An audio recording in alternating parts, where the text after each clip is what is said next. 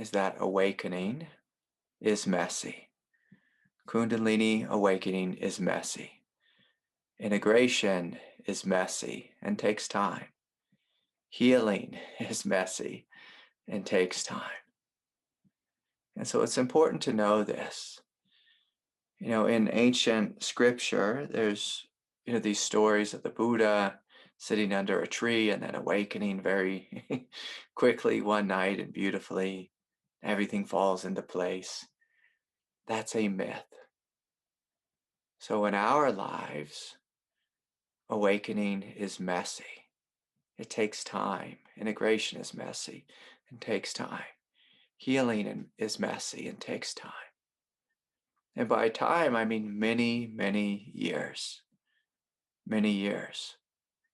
Now, for some of you, you may have sat down one day, after a long yoga retreat or meditation retreat, or perhaps you did ayahuasca or a psychedelic, and boom, a big awakening came. You thought, this is it. I am now the enlightened one. Me, Buddha, and Christ. Everyone shall now kiss my feet. Everyone will know that I am not a fool, but I am the great one. But, you give it a day or a couple hours, and then it tends to come all crashing down. And this is kind of how the journey of awakening is. There's a lot of sense of I got it, and then I lost it. We open to great heights, and then the light begins to descend into great lows. It begins to descend into the basement of our consciousness. And it brings forth all sorts of pain and confusion. Oftentimes I teach that we awaken through grace. And so we might sit down and have a wonderful grace-filled experience. The whole world opens up. We feel vast, spacious, and free, overwhelmingly loving and compassionate. This quiet and profound strength. And that comes by way of grace. And then over the next 3 years, 5 years, 10 years, that energy that came to you by way of grace, God is going to make you pay for it. Pay for it. And by that I mean life, the evolutionary nature of life, is wanting you to embody this experience. And that tends to be a messy process, a confusing process. And so the reason healing is so important is because anytime we have psychological suffering or pain, this tends to veil the truth that we are. It tends to veil, it does veil our absolute nature. And so I place a great emphasis on healing. Not so much of an emphasis on, standing on your head or doing particular yogic asanas or chanting this mantra or that mantra.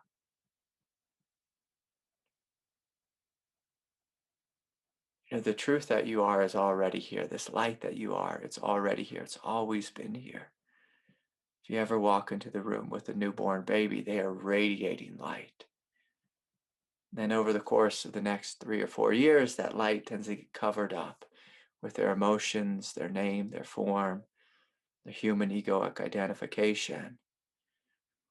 And what Kundalini is doing is it's trying to show you who you are on the level of the 7 chakra centers. That you are spaciousness, that you are love, that you are strength, that you are power, that you are this divine expression, that you are in alignment with God's will. The problem is we all have this overlay of our human conditioning. And so that's what needs to be healed. That's what needs to be brought into integration. And this is a messy process. Very messy, and it takes time. And for many of you, you become quite frustrated because you open to something profound and absolute. And then the next morning you wake up and you have anger towards your mother or father or sister or brother, husband, wife, or partner. You awaken to this ultimate truth, and it's wonderful and blissful for a day, a month, a year. And then this ultimate truth, this light of awareness, begins to shine more fully into the unconsciousness. And you start to think, oh, I did something wrong. And what the Kundalini does is it's bringing the unconsciousness into the light to be healed. And so can you embrace this process and welcome this process?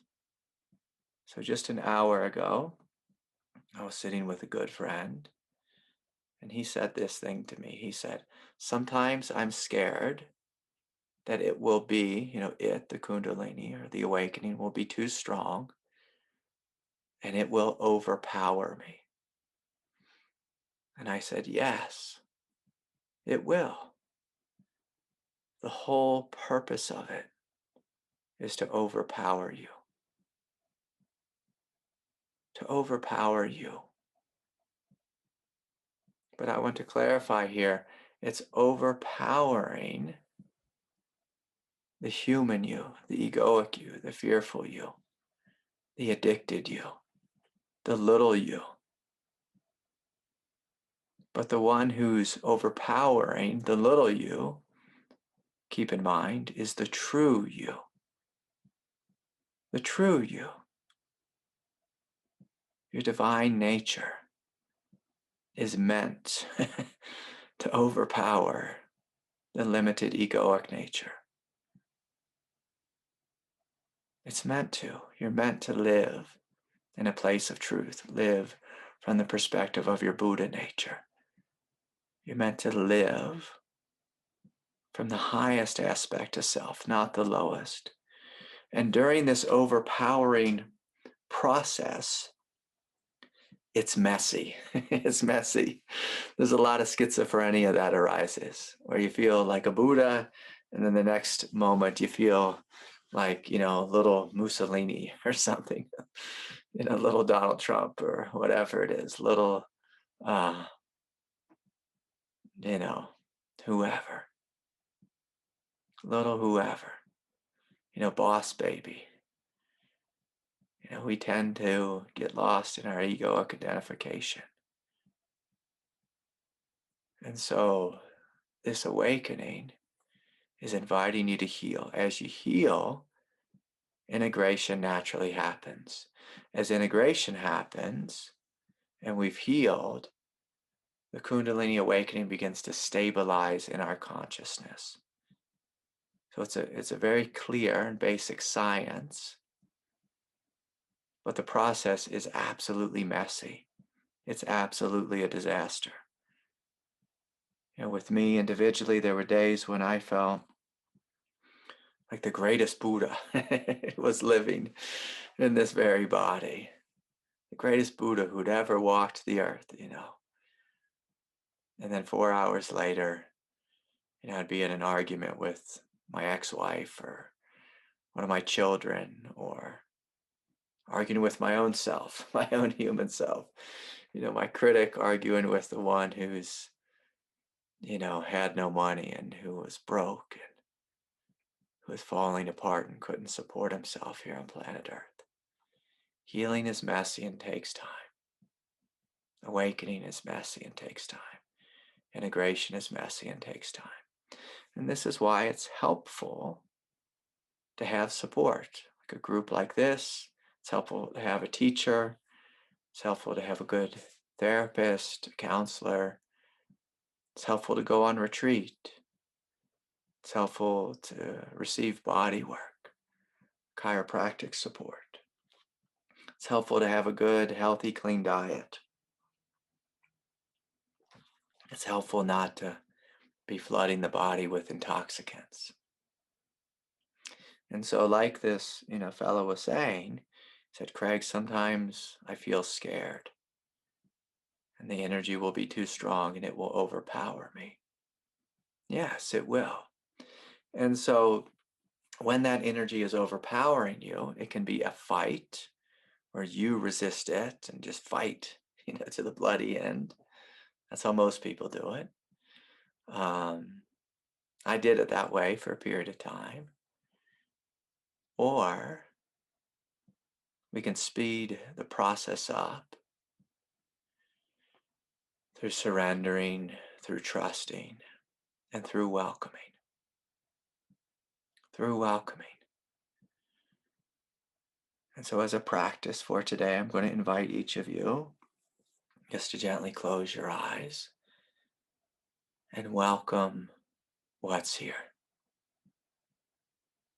So if there's human pain or confusion or resistance, can you welcome this? Breathe into it. Allow it. Invite it. If there's sadness, heartache, or pain, can you welcome this? Breathe into it. Invite it. Allow it. Call it forward into this space of awareness. If there's tremendous Kundalini energy in your spine or one of the chakra centers, maybe it's stuck in your left hip or your right hip, or stuck in your forehead or your crown, or your shoulders. Can you welcome this? Can you breathe? Can you feel? Can you open? And welcome. Can you go with the flow? Even if it turns up the heat, even if tears come, even if intensity comes. Can you go with the flow? Energy wants to flow. Kundalini wants to flow. Emotions are meant to flow. So with each breath, we welcome, we welcome, we welcome. And even if it's great fear, can you welcome this too? Great pressure, can you welcome this too? If there's anxiety, can you welcome this too? Can you welcome? And just noticing that there's space here, that there's room here for all of this to flow. And so the more you notice the space, the more you'll notice the freedom, the more you step into true nature. And you begin to see that this space, it's loving, it's compassionate, it's welcoming. It's not fighting, it's not resisting. And there's a quiet strength to this. Quiet strength, quiet intelligence, a quiet power. So the enlightened mind, the enlightened heart, the enlightened belly welcomes. It doesn't push, it doesn't fight, it doesn't resist. It welcomes, even if it's messy. Even if it's messy, it welcomes. The same way a mother welcomes a child into her lap, it welcomes. It welcomes. And so, you can open your eyes, you can keep them closed, but I can invite you to continue to stay in this state of welcoming, where you let yourself be overwhelmed and notice, I'm actually okay. When I'm overwhelmed, I'm actually releasing. When I'm overwhelmed, I'm actually being flooded with light. When I'm overwhelmed, my greater self, my Buddha nature, is coming forward. My limited nature is softening, releasing, and healing. And so we welcome. We welcome. So this is the path of Kundalini awakening. This is the path of healing. This is the path of integration. This is the path of non-dual awakening. True enlightenment is welcoming. Coming into the direct experience with what is, without any resistance. We welcome. And so, if anyone here has a question, we'll move into the second part of the program. And I'll do some questions. There were some emailed questions. I might save those for the end, but if anyone has a question. Okay, good. Let us hear from Taylor. Let me see if I can unmute Taylor. Hi, Taylor. Hey, Craig. Hey, everybody. Yeah. Whew. So, well, first I want to just comment how, Yeah. and what we just did or what I just did, it seems to get a lot easier once there's some level of identification with the space, and it's kind of like the human is really supported by it. Yeah.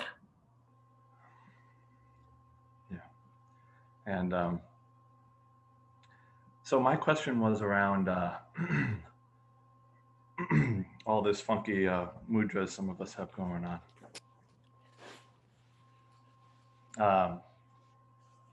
So what I notice is that,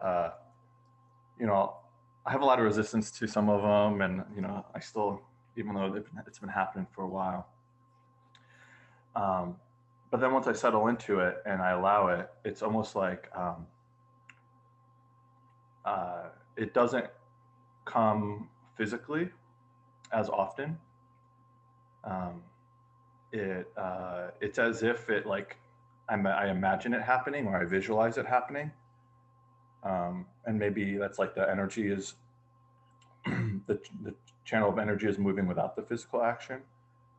But I just wanted to, I noticed I was a little bit, had some neuroticism around like that and what was going on. So I wanted to ask about like how that works. Yeah. Taylor, can you display some of the mudras that come through your body? So this one, uh, I get this. Yeah. A lot of this kind of stuff. Yeah. All sorts of stuff. Yeah. Yeah. And so what's the neuroticism around it? Well, when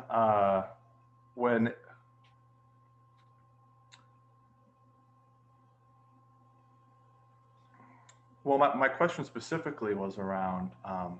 It's like the physical mudra falls away, but it's like the pranic body, or I don't know what you would call it, but it's like I still feel the mudra rise. Yeah.